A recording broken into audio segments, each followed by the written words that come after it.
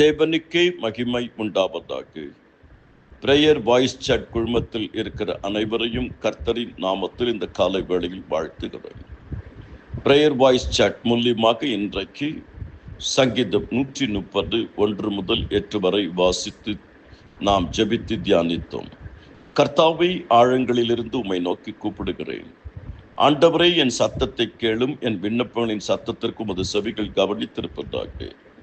கர்த்தாவே, நீர் என் அக்கிரமங்களை கவனித்திருப்பீரானால் யார் நிலை நிற்பான்? ஆண்டவரே, உமக்கு பயப்படும்படிக்கு உம்மிடத்தில் மன்னிப்பு உண்டு.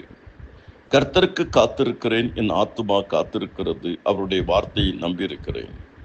எப்பொழுது விடியும் என்று விடியற் காலத்திற்கு காத்திருக்கிற ஜாமக்காரரை பார்க்கிலும் அதிகமாய் என் ஆத்துமா ஆண்டவருக்கு காத்திருக்கிறது.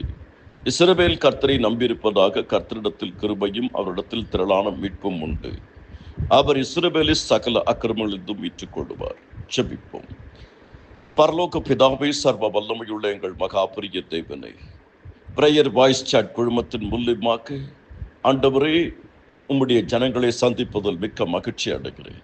பிரேயர் வாய்ஸ் சாட் குழுமத்தில் இருக்கிற அனைவரையும் ஆசீர்வதிங்க.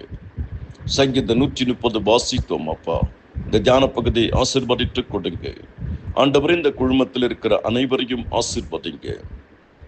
தனிப்பட்ட வாழ்க்கை, குடும்ப வாழ்க்கை, ஆவிக்குரிய வாழ்க்கை, சமுதாய வாழ்க்கை, உலக வாழ்க்கை, பொருளாதார வாழ்க்கை, கலாச்சார வாழ்க்கை ஆசீர்வதிக்கும். இருக்கிற இடங்களில் அவர்களை ஆசீர்வதிங்க. அவர்களுக்கு என்ன ஒத்தாசை வேண்டுமோ பரலோகத்திலிருந்து செய்து கொடுங்க.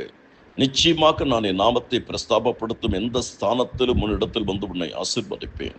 இந்த ஜெபத்தை கேளுங்க ஆண்டவரே. இந்த நாள் ஒரு ஆசீர்வாதமாக இருக்கட்டும். புதிய நாள், புதிய வாரம், புது கிருபை, புது பலனை கொடுங்க. இந்த ஜெபத்தை கேளுங்க, ஆசீர்வதிங்க. ஆமென்.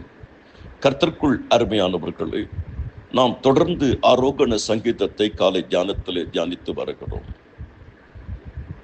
இந்த ஆரோகண சங்கீதம் 130வது ஆரோகண சங்கீதம். இதிலே நாம் 3 காரியங்களை தியானிக்க இருக்கிறோம். இந்த சங்கீதத்தின் தலைப்பு மிகுந்த வேதனையிலிருந்து, அதாவது ஆழங்களிலிருந்து. நம்முடைய வாழ்க்கையில என்ன ஆழங்கள் இருக்கிறோம்? பாவத்தின் ஆழம், குற்ற உணர்வுங்கிற ஆழம், அக்கிரமத்தின் ஆழம், கடந்த காலத்தை எப்போது நினைத்து கொண்டு நெகட்டிவ்ல இருக்கக்கூடிய ஒரு ஆழம், இருளின் ஆழம், கடன் என்கிற ஆழம், எதிர்காலத்தை குறித்து பயம் என்கிற ஆழம். ஏதோ ஒரு ஆழத்தில் உட்கார்ந்திருப்போம். நெடுங்காலமா இந்த பிரச்சனை எனக்கு தீராதா? அந்த ஆழத்தில் இருப்போம். எப்பேற்பட்ட ஆழத்தில் நீ இருந்தாலும் ஆண்டவரை நோக்கி கூப்பிடு. கீழ்ப்படியாமைங்கிற ஒரு ஆழத்தில் உட்கார்ந்திருப்போம் பல வருஷம். யோனா கீழ்ப்படியாமைனால இவ்வளோ பெரிய தீர்க்கதரிசி கடலின் ஆழத்துல கொண்டு போட்டார். அங்க மீனின் வயிற்றிலிருந்து கூப்பிடுகிறார், ஆழங்களிலிருந்து கூப்பிடுகிறார். அதனால்தான் என்னவோ தேவன் வலையை கொண்டு போய் ஆழத்தில் போடுன்னு சொன்னாரோ என்னவோ. இன்னொரு விதத்துல ஆழத்தை ஆழம் நோக்கி கூப்பிடுகிறது.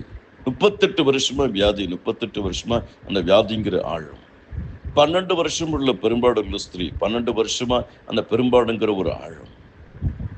18 வருஷமா கூனி, 430 வருஷ காலம் எகிப்தின் அடிமைத்தனம்.